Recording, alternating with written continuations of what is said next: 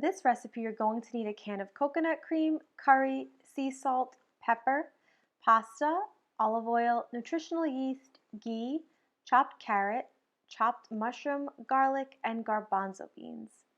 Also not featured here is some marinara sauce and also bay leaves. Turn your stovetop onto medium heat and add a tablespoon of olive oil to your pan. Add about 2 cloves of chopped garlic and stir to bring that flavor out. Then you're going to add your can of coconut cream. You can use milk as well. I find that the cream just adds that extra thickness and creaminess. Add your marinara sauce, about 2 to 3 tablespoons, garbanzo beans, and 1 to 2 bay leaves. Cracked pepper to taste, and the same with the sea salt. Add as much as you like. I think I put about half a teaspoon. And then 2 tablespoons of curry powder, but if you prefer it less strong with the curry, then go for 1 tablespoon. Then I add 1 tablespoon of nutritional yeast, which is actually high in vitamin B12, which is great for those who have a vegan or vegetarian diet. And it also adds a nice umami and cheesy flavor to the dish.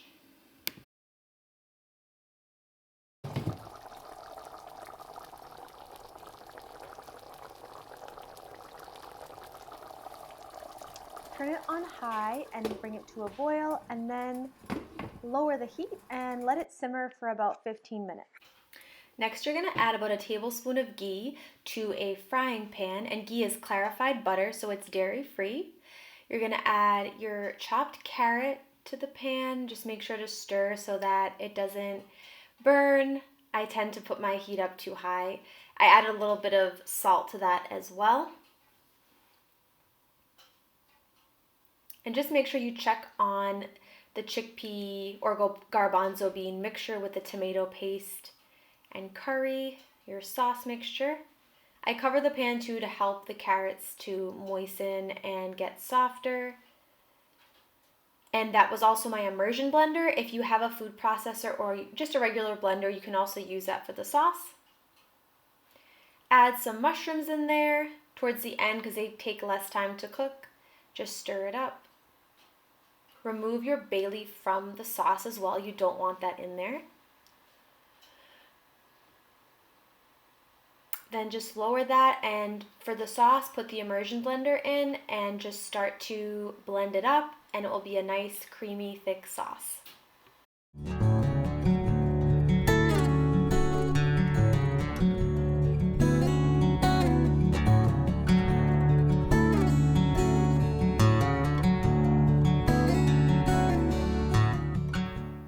Now you're going to want to just add your mushroom and carrot mixture to the top, or whatever vegetables you decide to saute, and mix it up. Here I used chickpea pasta. I tend to use the brand Banza because it adds another level of protein. Again, there are chickpeas in the sauce, so you don't necessarily need it. So use a rice pasta or quinoa pasta, whatever you have, or your regular traditional pasta. Final product, and I added an egg on top. I hope you enjoy.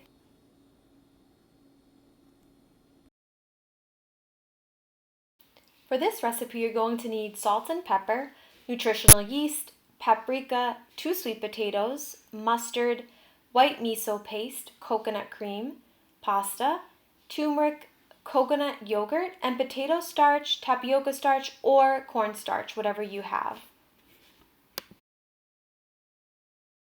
First, you're just going to want to gently steam your 2 sweet potatoes. You can also boil it if you don't have this little steaming tool like I do, where you just place it on top, and it's really simple. You just bring the water to a slight boil or simmer, and then for about 10 to 20 minutes until the sweet potato is soft. Next, you're going to want to add all of your ingredients into a food processor or a blender, and all of the measurements are going to be in the description below so that you can follow it exactly.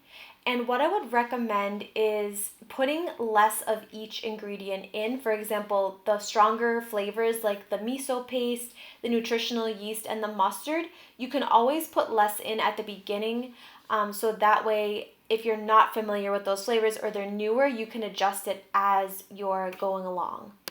I also added some melted ghee and some garlic powder. The garlic powder to give flavor and the ghee to give a little bit more of a buttery taste, and I'll make sure that that is in the recipe below. You might also want to have some fresh lemon, lime, or even apple cider vinegar. That helps to balance out the flavors, because remember, we're trying to imitate sort of a cheesy flavor. So at the end, I'm sort of tasting it and I added a little bit of lime because that's all I had, but lemon would be great to add towards the end, and then just keep tasting it to see how you like the flavor.